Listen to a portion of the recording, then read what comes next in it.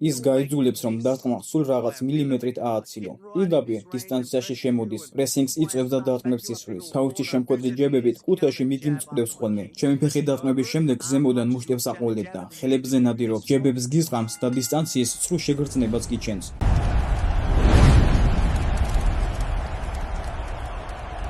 კონორ მაკგრეგორი ბრუნდება და ის მაქს ჰოლოვეის უპირისპირდება. კონორ მაკგრეგორი ყველაზე დიდი ვარსკვლავია, ვინც კი ოდესმე UFC-ში გინახავთ. და მაქს ჰოლოვეის უდიდესი ვარსკვლავია, BMF-ის ყოფილი ჩემპიონი. ამ ჩხუბს მოუთმენად ველი. მოდი ცოტა დეტალურად გამვიხილოთ. ყველაფერი კონორ მაკგრეგორის ირგვლივ ტრიალებს. ბევრი იტყვის, მისი დრო წავიდაო.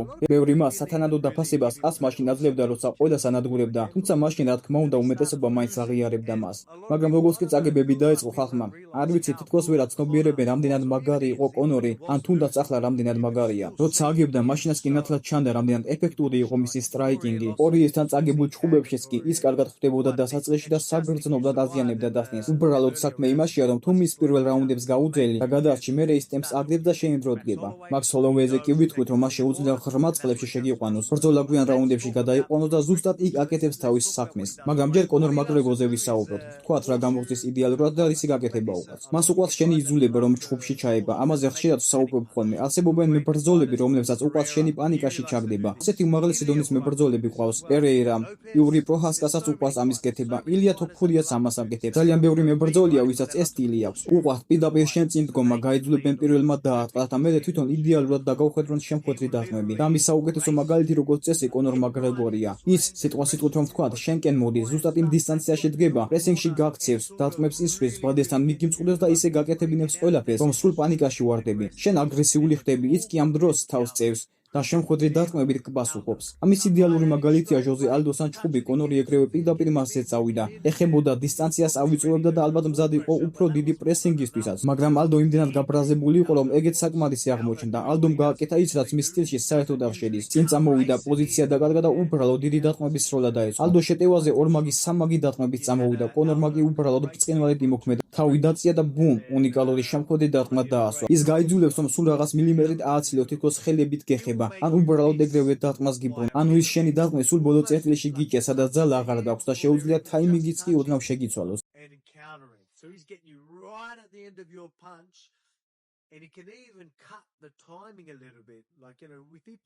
თუ ის თავს ოდნავ ძალიან უკან გადასწევს და წონას უკანა ფეხზე გადაიტანს, ისეთ პოზიციაში ხვდება, საიდანაც შემხვედრს ბევრად სწრაფად ისვრის.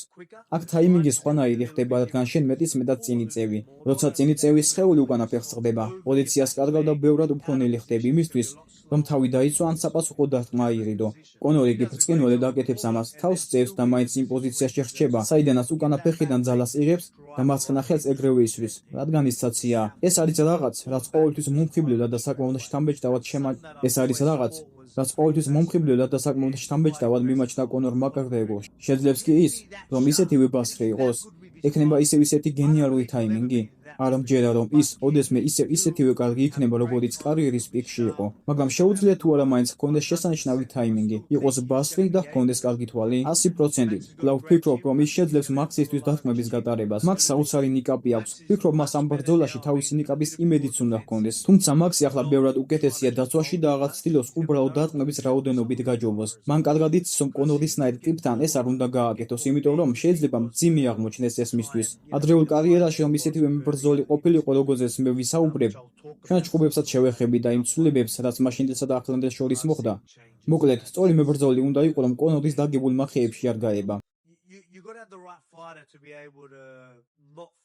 ხაბიბმა ეს ბრწყინვალედ გააკეთა. კონორი თავიდანვე წინ წავიდა ბადისკენ, იმედით, რომ ხაბიბი პანიკაში ჩავარდებოდა და ქაოტურ დარტყმებს დაიწყებდა, ან ეგრევე ფეხებში ეცემოდა. მაგრამ ნათლად დაინახავთ, რომ ხაბიბი ამ პროვოკაციას არ წამოეგო. მან ძალიან დაცვითი სტილით იმოქმედა, თავი დააღწია იმ პოზიციას, რადგან ხვდებოდა, რომ კონორი პრესინგს აწვებოდა და მუხტის დარტყმებისთვის ამზადებდა პოზიციას. ეს რეალურად ჩანს კიდეც, როცა ხაბიბი პირველ თეიქდაუნზე მიდის. ხედავთ თუ რა თაიმინგი ჰქონდა კონორს, მუხტს ცვლის და სულ ცოტათი აცილებს. მაგრამ ხაბიბმა რა გააკეთა ისეთ ბრწყინვალედ? თავი ცენტრიდან გვერდზე გადაიტანა. ჩვეულებრივი შესვლა რომ ყოფილიყო, სადაც თავი პირდაპირ თედოს ხვდება, ან ამ მხარეს მოდის, ხაბიბს გათიშავდა. მაგრამ ხაბიბმა თავისი თავი იდეალურად მოაცლია დარტყმის ტრაექტორიას.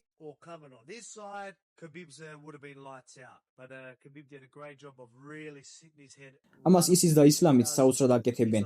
თავს საფრთხეს არიდებენ, გვერდზე წევენ და უბრალოდ ფეხს ავლებენ ხელს. ამ კომპონენტში მართლა ძალიან მაგრები არიან და სწორედ ამან გადაარჩინა ხაბიბი ამ მომენტში. მაგრამ კიდევ ვამბობ, ეს არის თაიმინგი, რომელიც კონორს აქვს.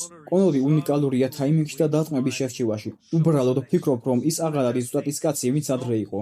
რაც მაქსია ისეთივე მებრძოლი, როგორც ერთ დროს. მაქსი ძველებურად რომ ჩხუბობდეს, უფრო მეტად დარტყმების რაოდენობაზე ორიენტირებული რომ იყოს, წინ მძიმედ იდგეს წინა ფეხზე, გიტყუებდეს, ჯებებს ისვრიდეს და ასეთ რაღაცებს აკეთებდეს, მაშინ კონორი მძიმე დარტყმებს გამოიყენებდა.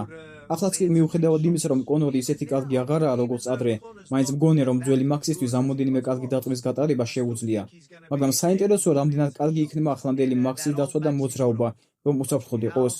იმიტომ რომ ჩვენ ვიცით, კონორ ძალა მაინც აქვს და ის კვლავინდებურად ბასრი იქნება. მაგრამ მოდით ახლა ძველ მაქსზე ვისაუბროთ. მის ადრეულ წლებში რა შეიყო ის მაშინ ძლიერი. ჩვენ ვიცოდით, რომ მას წინა ფეხზე მძიმე დგო მოუყვარდა, ხელებით მუშაობს, ხელებზე გიტყამს ჯებებს და ამით დისტანციის სრულ შეგრძნებას გიქმნის. ის გაიძულებს, რომ ხელებზე ჯებებით ემუშაო. როცა გგონია, რომ დისტანციის მიღმა ხარ, მერე გაიძულებს თავი უკან გადაწიო და ბოლოს ისეთ დისტანციაში გითხრევს, სადაც შენ კარგი ვეღარ იქნები. და უცებ აღმოჩნდებით დისტანციაზე, საიდანაც ის თავისუფლად გიტყამს. შენ კი აცილებ, იმიტომ რომ თვითონ თავს წევს და თავის კომფორტულ ნაპოვნ დისტანციას იყენებს. ჩვენ ეს ვიცოდით, როცა მასთან საჩუქრად გავდიოდით. ვიცოდით, რომ ასეთი იქნებოდა წინა ფეხზე მძიმედ მდგომი. როგორც იცით, ჩვენს პირველ ჩხუბში მე მას წინა ფეხს ვუნადგურებდი, სულ ლოუქიქებს ვუტყამდი, იმიტომ რომ ვიცოდი პოზიციების შეცვლაც კარგად შეეძლო. თუ აგრესიულად მიიწევ წინ, ან როცა მე მას უკან დახევას ვაიძულებდი, ის ახერხებდა საკმარის მანძილზე გაწევას. მაგრამ ვიცოდი, რომ ის წინა ფეხზე მაინც იქ ვერ რჩებოდა. და როცა ამ ტაქტიკამ მუშაობა დაიწყო, ვიცოდით, რომ ბრძოლის გვიან რაუნდებში ის უკვე დაცვაზე გადავიდოდა, ვეღარ მოახერხებდა ისე მარტივად უკან გაწევას. ამ დროს ის უფრო მეტად შეეცდებოდა თავისი პოზიციის შენარჩუნებას და ზუსტად მაშინ მოხვდებოდა ჩვენი მუშტები. ნება მომეცით გაჩვენოთ ის კოლექტივები, რაც მან მერე გააკეთა. ეს იყო ჩემთვის ყველაზე საინტერესო ამ ბრძოლაში. პირველად მომიწია ასეთი დონის ტაქტიკური ომი და კოლექტივები უმაღლესი დონის მებრძოლის წინააღმდეგ. როცა მე ლოუ-ქიქს ვიყენებდი, მას შემხვედრით ჯებით უნდოდა პასუხი. მე კი ჩემი მარჯვენა ქიქის მერე, როცა ის ჯებს ისროდა, თავს ვწევდი და ზემოდან ხვდებოდი. ან დისტანციიდან უნდა გავიდოდი და ისევ უკეთებდი კონტრშეტევას. მოკლედ, ბრწყინვალედ გამოვიყენე მისი შემხვედრი ჯები. ჩემი ფეხი დარტყმის მერე მის ჯებს ვაცილებდი და მაინც ვატყამდი. And then countering him and stuff like that. So I did a great job of using his counter jab after my kicks, punching over it, or making that miss and then landing on him anyway. ამის მერე მან კიდევ ერთი ცვლილება შეიტანა. როცა მე ფეხს ვუტყამდი, ის თავს აჩვენებდა, თითქოს ჯები უნდა დაეწყა, მაგრამ ეგრევე დისტანციიდან გადიოდა, რადგან იცოდა, რომ მე ორმაგი კომბინაციით დავხვდებოდი. ოდნავ უკან იწეოდა, ჩემი კომბინაცია ჰაერში რჩებოდა. ის კი ამის მერე მიტყამდა შემხვედრს. მაგრამ მე ამაზეც ვიპოვე პასუხი, რა გავაკეთე, იცით, მე დავატყამდი ფეხს. ის ჯებს მაჩვენებდა და უკან იწეოდა, რადგან ჩემს შემხვედრ დარტყმასელობდა. მაგრამ ამჯერად, როცა ის უკან იწეოდა, ჩემი კომბინაცია ბევრად უფრო წინ გადავაბი. ვიცოდი, რომ ის უკან გაიწეოდა და ჩემი პირველი მარჯვენა მოკლე აღმოჩნდებოდა. რაც მას უნდოდა კიდეც, რომ მერე თვითონ დაეწყა, მაგრამ სანამ ის უკან დაბრუნებას მოასწრებდა, მე ეგრევე გრძელი მეორე დარტყმით ხვდებოდი. ამით დისტანციას ვზრდიდი, როცა შენ უკან იწევი და მერე დაბრუნებას აპირებ, ჩემი მეორე დარტყმა ბევრად უფრო შორს მოდის, ვიდრე ჩვეულებრივი ადამიანის დისტანცია. ამით მე მას შემხვედრი დარტყმის განხორციელების შანსს ვუსპობდი. Bridge 2-3 or something like that. So I was bridging myself, so when he would want to pull and then come back, my second shot that went a lot longer than the previous shots or what most people's range would be, I was able to jam him from actually countering. მაქსი ზუსტად ისეთი ტიპია, ვისაც შეუძლია ბრძოლაში ასეთი კოლექტივების შეტანა. ადრე მაქსი უფრო მეტად დარტყმების რაოდენობაზე მუშაობდა, ამიტომ ყოველთვის შემეძლო მისგან დარტყმები გამომეტყუებინა. მაგრამ დღეს აღარ არის ისეთივე მებრძოლი. გეიჯის ან ჩხუბში ჯასტინს უნდოდა ხელების გაშვება და ალბათ ფიქრობდა, მაქსი ხომ რაოდენობაზე მუშაობს, მეც გავუშვებ ხელებსო. მაგრამ ჩემთან ჩხუბის მერე მაქსის ყოველ ბრძოლაში ხედავდით, როგორ ავითარებდა ფეხით მოძრაობას, ბევრად მეტი ქიქები ჩართო.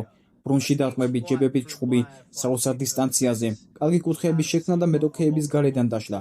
ზუსტად ეს სტილი დასჭირდება მას კონორისნაირი ტიპის წინააღმდეგ, კარგი გრძელი დისტანცია და მახეებში არ გაბმა. მაგალითად, ჯებ ფულით დისტანციიდან გასვლა და კონორის იმ უმძიმესი შემხვედრი დარტყმების ტრაექტორიიდან თავის არიდება, რაც კონორს ჯერ კიდევ აქვს. Maybe jab pulling himself out of range off center for these big hard counters that Conor შეუძლია კი მაქს კონორს სული სწრაფად ამოხადოს 100%-ით. შეუძლია ამისთვის ველევრად მხოლოდ დარტყმების რაოდენობას დაეყრდნოს? არა, ვფიქრობ ეგრე რომ იჭმულობა შეიძლება წააგოს კიდეც, მაგრამ ის მებრძოლი რომელიც მაქსი დღეს არის, ვფიქრობ საკმარისად დაცვითი და ფრთხილი იქნება, რომ ბევრი არ გაატაროს. გონია რომ მაინც ბევრი მოხვდება, მაგრამ საბედნიეროდ ძალიან გამძლეა და კარგი ნიკაპი აქვს. გადაიტანს კონორის რამოდენიმე მძიმე დარტყმას, ხოლო პირველი რაუნდის მიწურულიდან უკვე თავის თამაშს დაიწყებს. და მე ალბათ დავინახავთ როგორ აკეთებს თავის საქმეს. ხალხს გონია რომ მაქსი პირველივე წამებიდან უბრალოდ გადაულის მას. ეგრე რიოლი არ იქნება. დასაწყისში დიდი პრობლემები ექნება. People think that Max is just going to walk through him from the start. It ain't going to be that. ვფიქრობ მაქსი სათანადო პატივს სცემს მას და არ მისცემს იმ მძიმე დარტყმების გატარების საშუალებას. კონორს მართლა შეუძლია მაქსისთვის პრობლემები შექმნა. მაქსი რომ ეგრე ფიქრობდეს, მისი დრო წავიდაო და წინ გიჟივით აგრესიულად მიიწევდეს, ეგრე არ გამოვა, მაგრამ მაქსი საკმარისად ჭკვიანია იმისთვის, რომ ეს არ დაუშვას. თუმცა მაინც ვფიქრობ, რომ კონორი საკმარისად სახიფათო იქნება იმისთვის, რომ ხალხმა თქვას, მაქსი ფრთხილად უნდა იყოსო. We won't really see that, but I still think that Conor will be dangerous enough where we're going to be like, oh shit, like, you know, Max needs to be careful, but I think he's going to do the right things to make them adjustments. მაგრამ ჰოლოვეი ყველაფერს სწორად გააკეთებს, შეიტანს საჭირო კორექტივებს, თავს აალიდებს დიდ საფრთხეს და მაშინაც კი როცა მოხვდება, გიჟივიტაც წავა წინ, რაც დაეხმარება კონორის იმ მძიმე დარტყმების გადატანაში. ბოლოს კი ის უბრალოდ თავისას გაიტანს, ასე რომ ჩემი პროგნოზი მაქვს ჰოლოვეი გაიმარჯვებს. შეიძლება თუ რა ბრძოლა ვადაზე ადრე დასრულდეს, 100%-ით შესაძლებელია. თუ მაქსი დაგრლის ის გენიალური ამ ცხვერის ბოლომდე დასაფინიშებლად, თან ახლო დისტანციაზეც ბევრად უკეთესი გახდა. ჯასტინ გეიჯისთან ხომ ნახეთ რა ბომბებს ისროდა და როგორ ახერხებდა დარტყმების ალიდებას შუახელს ჩათულ ჩხუბში. ასე რომ ვფიქრობ, ეს ყველაფერი კონორისთვის მეტისმეტი იქნება და დავინახავთ, როგორ ასწევენ მაქსის ხელს. შეიძლება ფინიშის ვიხილოთ, ტკივილის მიყენება მიწაზე დაგდება და მერე მახრჩობელა ან ტკივნეული. ესეც სრულიად შესაძლებელია, რადგან როცა ტიპები ტყდებიან და ძალიან იღლებიან, იქ საბმიშენის შანსი ყოველთვის ჩნდება. მოკლედ, პასუხისმგებლობით ითამაშეთ, მაგრამ საბმიშენზე კარგი კოეფიციენტი იქნება, თუ ვინმეს ეშმაკური ფსონის დადება უნდა. ეს შეიძლება მართლაც მოხდეს, იმიტომ რომ მაქსი მას ბოლომდე გაწურავს და როცა კონორი დაიღლება, ფეხებში შესვლას დაიწყებს. საბმიშენი იდეალური გზა იქნება ამ დროს. ზურგში აქცევს ჩააბარებს და მაქსის აიღებს საბმიშენს. ასე რომ მაქს ჰოლოვეის გამარჯვება 100%-ით, შეიძლება ტექნიკური ნოკაუტით ან საბმიშენით, თუ ბოლომდე დაღლის კონორს. გიჟური ქარდია ბევრი გვაქვს სასაუბრო საერთაშორისო ჩხუბების კვირაში, ასე რომ მოდით ვისიამოვნოთ ამ ჩხუბებით. So, Max Holloway for the win, 100%, maybe submission TKO if he melts in. Going to be a fun fight, mad card, plenty to talk about in this International Fight Week card. But hey, let's have fun with this.